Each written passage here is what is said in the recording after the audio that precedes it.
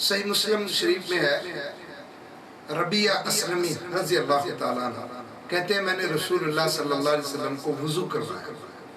جب میں نے وضو کروایا آپ بڑے خوش ہوئے، جیسے بڑا چھوٹے کے کام کو دیکھ کے بڑا خوش ہوتا ہے اور اسے کچھ انعام دینا چاہتا ہے۔ تو ربیہ رضی اللہ تعالیٰ عنہ کہتے ہیں رسول اللہ صلی اللہ علیہ وسلم نے مجھے فرمایا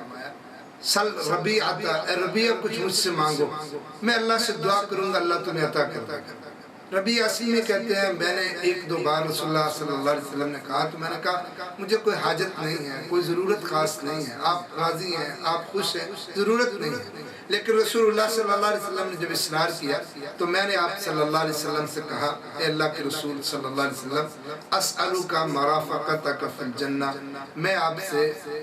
سوال کرتا ہوں کہ روز قیامت آپ کی جنت میں رفاقت مجھے مل جائے۔ اگر آپ کچھ دینا ہی چاہتے ہیں، کچھ اللہ سے مانگ کے دینا چاہتے ہیں، لے کے دینا چاہتے ہیں تو روز قیامت آپ کی رفاقت مجھے نصیب ہو جائے۔ رسول اللہ صلی اللہ علیہ وسلم نے فرمایا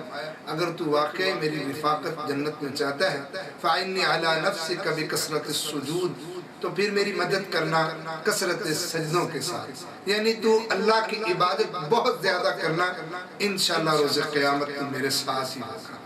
تو یہ حدیث ہمیں بتاتی ہے کہ جو بندہ یہ چاہتا ہے کہ روز قیامت جناب محمد صلی اللہ علیہ وسلم کا دیدار نصیب ہو، آپ کی رفاقت نصیب ہو اور آپ صلی اللہ علیہ وسلم کا پڑوس نصیب ہو، آج دنیا میں وہ کثرت کے ساتھ نفلی نماز پڑھے، کثرت کے ساتھ اللہ کے حضور سجدہ ریز ہو، اللہ راضی ہو کہ روز قیامت پیغمبر کا ساتھ اور پیغمبر کی رفاقت نصیب کر دے گا۔ اللہ سے دعا ہے اللہ دنیا میں